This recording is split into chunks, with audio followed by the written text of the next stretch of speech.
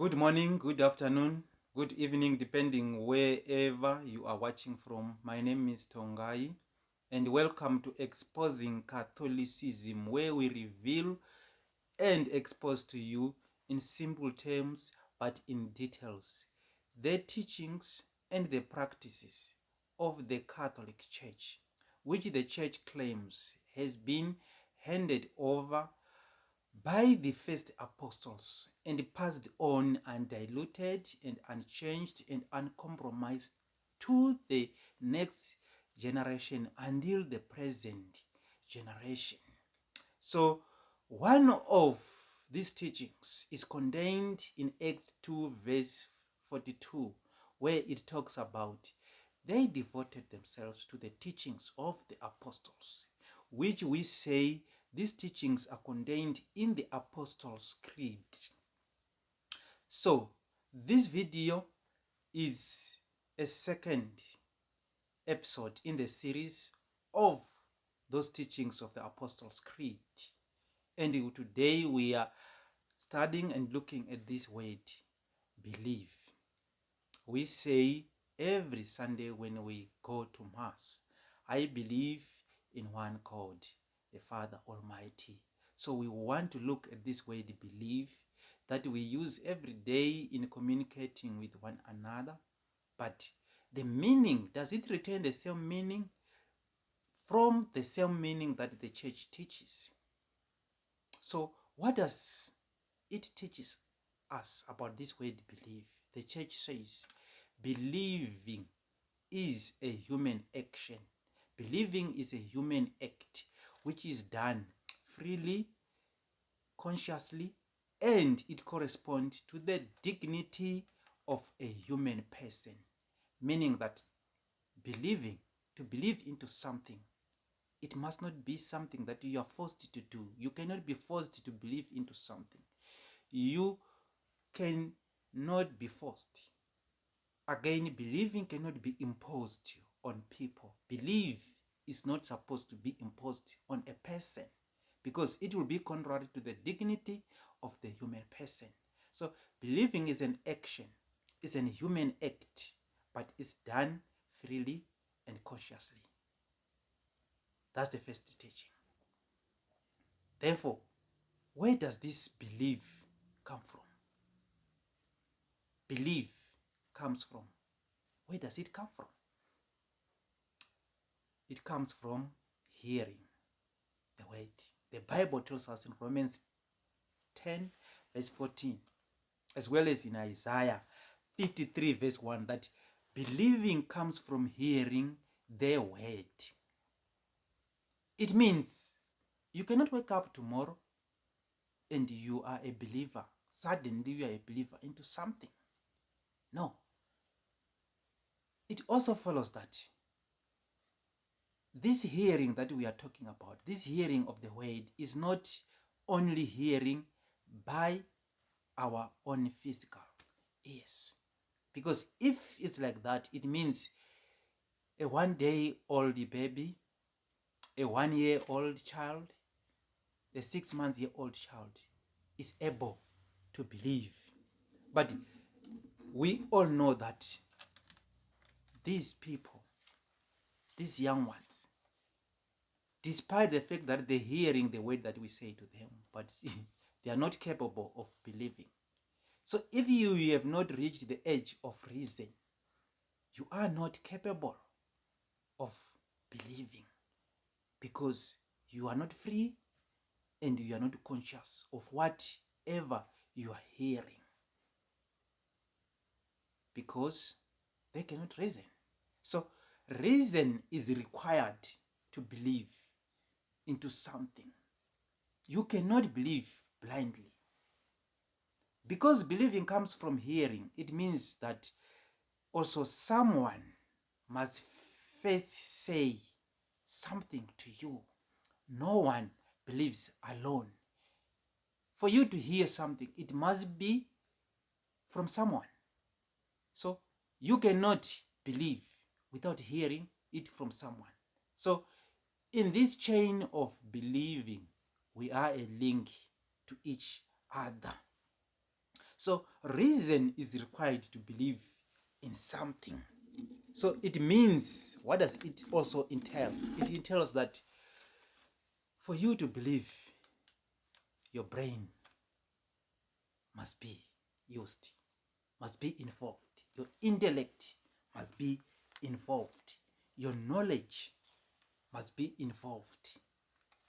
It is needed to play a very, very important role. All these things, brain, intellect, knowledge, they are needed to play a role in you to come to the point whereby you will say that you are believing into something. So, believing is not an instant, but it is a gradual process. So, we can say it is an act, but this action is a process. It takes time, and it even differs with one person to another. So to end up believing, twofold references must be established, and these references must be also sustainable. One, to the person. When we say to the person, it is the one from whom the hearing of the word is emanating from. And in this case, it is from the church. The church is the one who first believes, who is the believer, who believes first.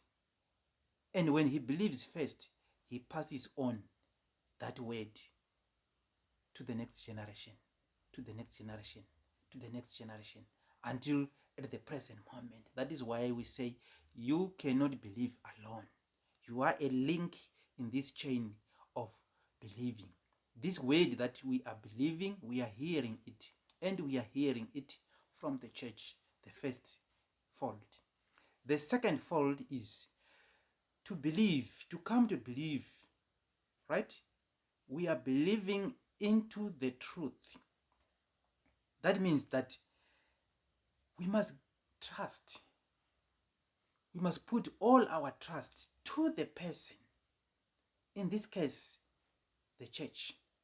And we are trusting that this person, what is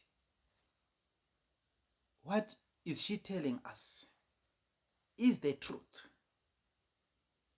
You cannot believe in something that is not truth. So, since lies are not sustainable, it means if there is lie, those twofold references is missing. There's no belief. You cannot believe in something that is not real, in something that is not lie. To believe, it must be to the person, and the person that is telling you the truth.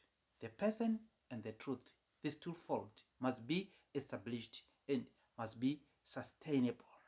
So in the creed, we say, I believe in one God. The moment the church, we hear it tells us who believe in one God, what does it mean? It means we are now being directed to the object of what we must believe. So the minute the church tells us that we must believe in one God, it is directing us to a religious sense of things. It mentions God. So the minute God is mentioned and is our object of belief, it means the church is saying to us that we must understand, we must have knowledge, we must have reason about this God. We must know about this God. So the minute we mention God as human beings, we have to come to a point whereby we now understand that we are talking about some things. We are hearing about some things which are outside the power of human reasoning. some things which are outside the power of human intellect, some things which are outside the power of a human brain to comprehend. Even the Bible tells us that. For my thoughts are not your thoughts, nor your ways my ways. For as the heavens are higher than the earth, so my ways are higher than your ways, and my thought higher than your thought. 1 Corinthians 1 verse 25. The foolishness of God is wiser than the wisdom of the wisest man on earth. The weakness of God is stronger than human strength. So, for you to believe, we say reason, knowledge, understanding, and intellect is required. But now we are talking of God. We want to believe in God, who is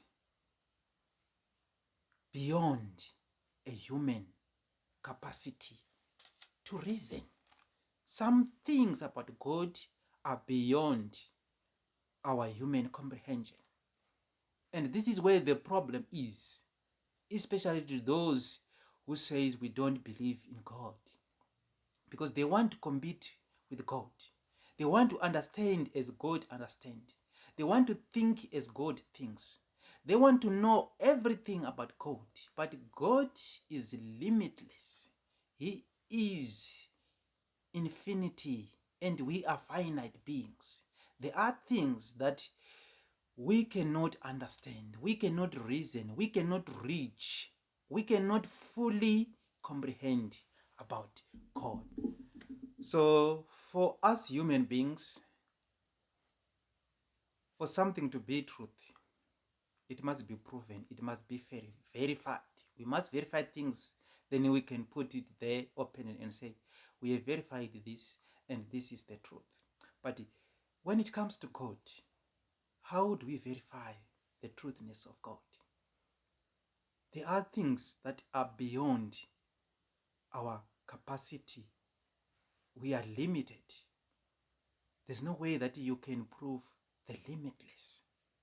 But it doesn't mean that outside of our limited capacity, the things that are in existence outside of that human reason are not truth. They are truth. They are certain. They are there. How do we prove it? There is no way that we can prove. So when we human beings have stretched our intellect to the last capacity, when we as human beings have stretched our knowledge and our brains to its limit, right? Have stretched our understanding to its limit and still can't prove with certainty something which is real, which is truth. What do we do? This is where God comes in. This is where the wisdom of God starts. The power of God starts. Where our power ends, when we do everything that is possible, still we cannot prove the existence of God. Then God comes in and give us some help to understand the truth. Therefore, divine revelation kicks in. Divine revelation of the truth which are existing, but this truth is outside of a human capacity to reason. Then we can say, this is where belief now comes from. This is where belief now begins. So when you have stretched your intellect to its limit, your brain to its last bit, your wisdom, your power to its last bit, trying to prove God, you have gone all these processes, yet still you can't prove with certainty this truth, this divine truth. But at the end you have come into contact with the truth of God. With the truth of God. You have come into contact of the existence of this divine being, of this object, of who you are supposed to believe into, despite the fact that you cannot prove it. Then this is where we say belief starts in human person. To come to this point is a process. It's not an event. It's not something that happens abruptly.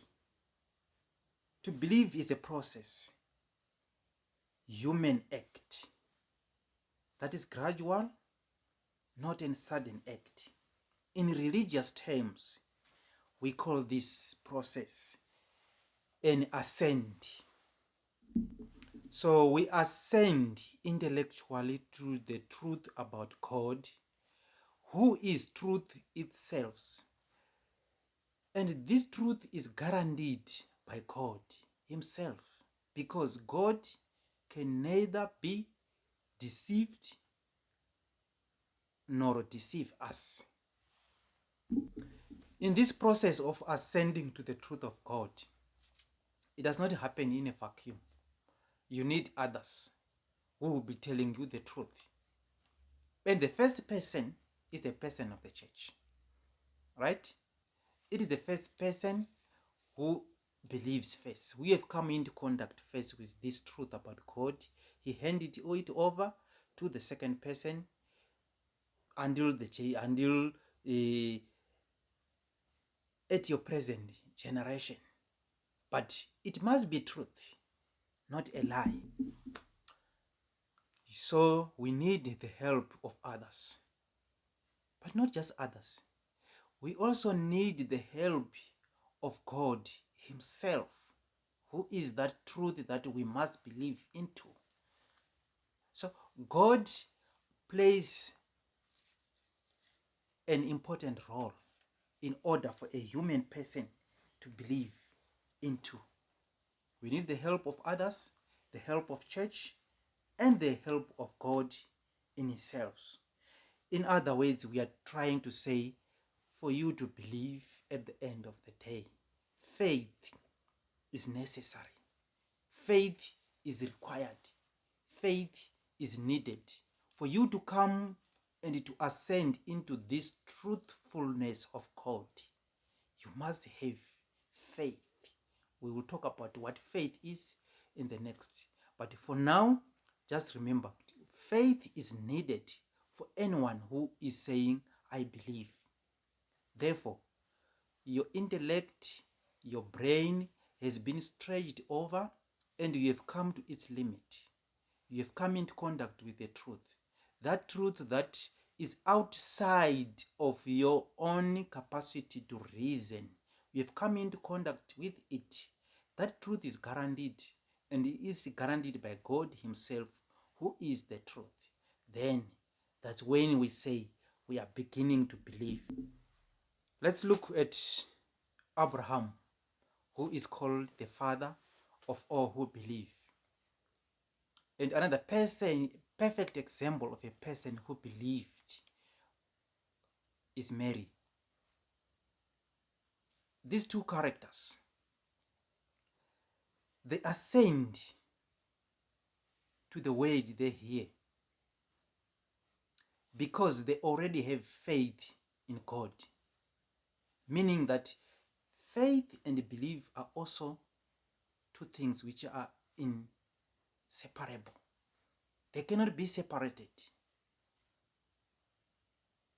Just as Mary and God didn't ask for proof, they understand that what God has told them, the word which they have heard, they have used their intellect, they have used their reason, they have used their everything which they have, and they still cannot prove what the word they was hearing was saying.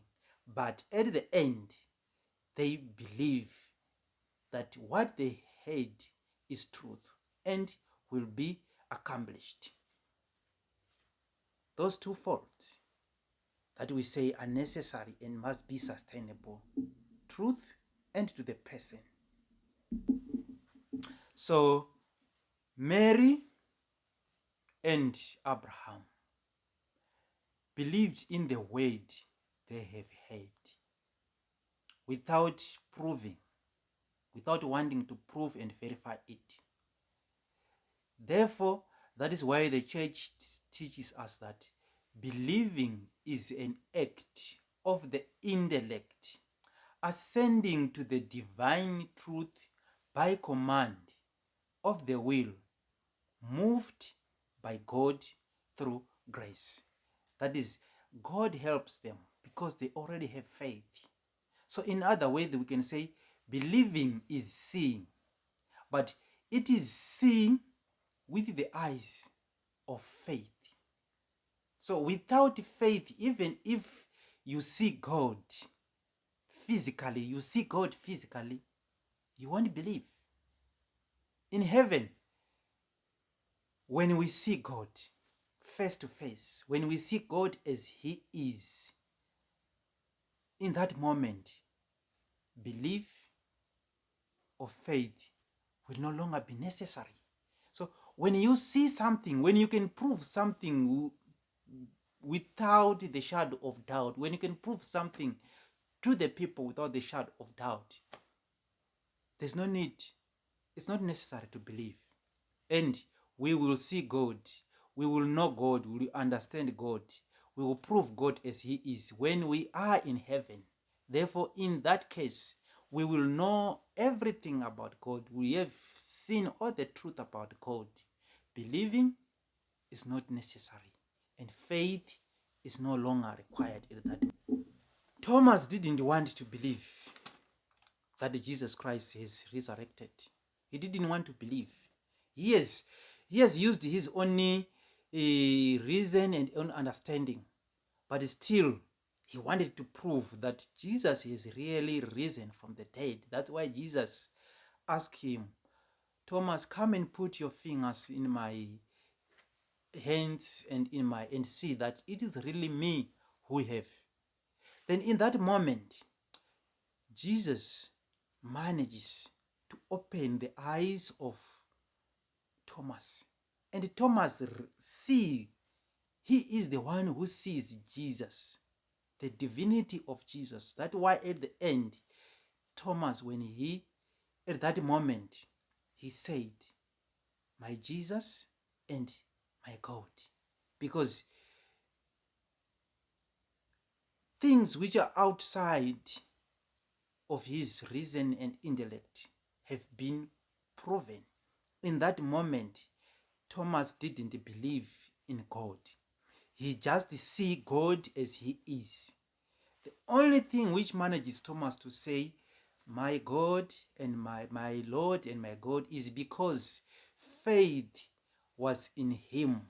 Thomas has already faith in what Jesus has already said and has already taught them. Therefore, in this case, Thomas didn't assent. It was proven. It was verified. Jesus verified explicitly and certainly beyond Thomas' reasonable doubt that Jesus is God. And when we are in heaven, we behold the face of God. We see God as He is. We are in that beatific vision in heaven. Our faith is no longer required. Our belief is no longer required. Just as Thomas in this instant, he didn't assent. He didn't use his reason. He didn't use his intellect. But he saw Jesus as He is. He saw Jesus, that He is truly divine and He is God. Assent in this instant wasn't there when Thomas said, Jesus, my Lord and my God. So, I believe of the Catholic Church. I believe that the church teaches us, which we profess every Sunday. This is what it meant. This is what it means to the Catholic Church. It's not believed that the secular world uses 1,000 times a day when speaking. E.g., I believe I can fly. I believe tomorrow will rain. I believe you will not make it, etc. and etc. However, believing without faith has no value. And it has no substance, because you can believe anything, even in a lie. But when truth is not established, even that truth is beyond your human comprehension, and you say you believe, it is not belief. You can't believe in a lie. James 2 verse 19, it says, you believe that there is only one God. You do well. Even demons believe and they tremble. This is what the teachings of the Catholic Church teaches us. And this is what we are exposing. I believe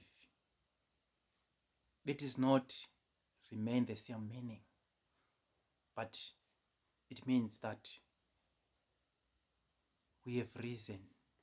We have used all our intellectual capacity to its fullness, to its limit, to its best ability. And we have proved beyond reasonable doubt that outside of our intellect, there is still certainty of truth. The truth which God has revealed and which God has guaranteed, because that God can neither deceive nor be deceived. And when we have come into contact with that truth, that process, it takes time. It is not one event. Therefore, young children, those who have not reached the age of reason, they cannot believe. The only person who can believe is that one who have reached the age of reason, and he has used his brain and intellect and everything, although he cannot prove it. But the proof of that truth which he has come into contact, which is guaranteed by God himself, is outside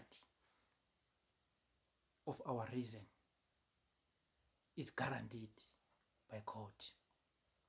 Therefore, belief is a process, it's a human act, it's an action that we take, and it takes a long time.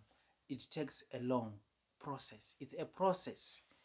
When you have reached at the end of the process, whereby you have said, I have exhausted my human capacity, my human intellect to its limit, but outside of that limit, there is truth.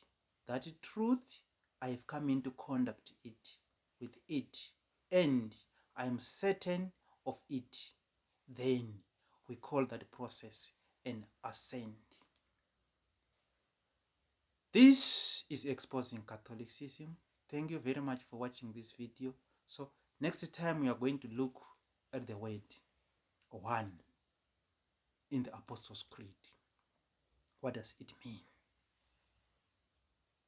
Because sometimes these words that we use, we think that when we use them every day, they'll still remain the same when we use them in our religious sense. is totally different. My name is Tonga Chipangora.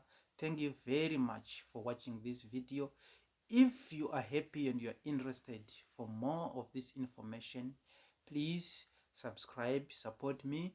Also, share this video even if you're not interested in it or you're not happy with it. But also, leave your comment below so that if there's anything where you want me to improve, so that I can improve it. Share the video, subscribe. Also, click the notification button so that whenever I upload the video, you are the first one to be notified. For now, goodbye. See you next time.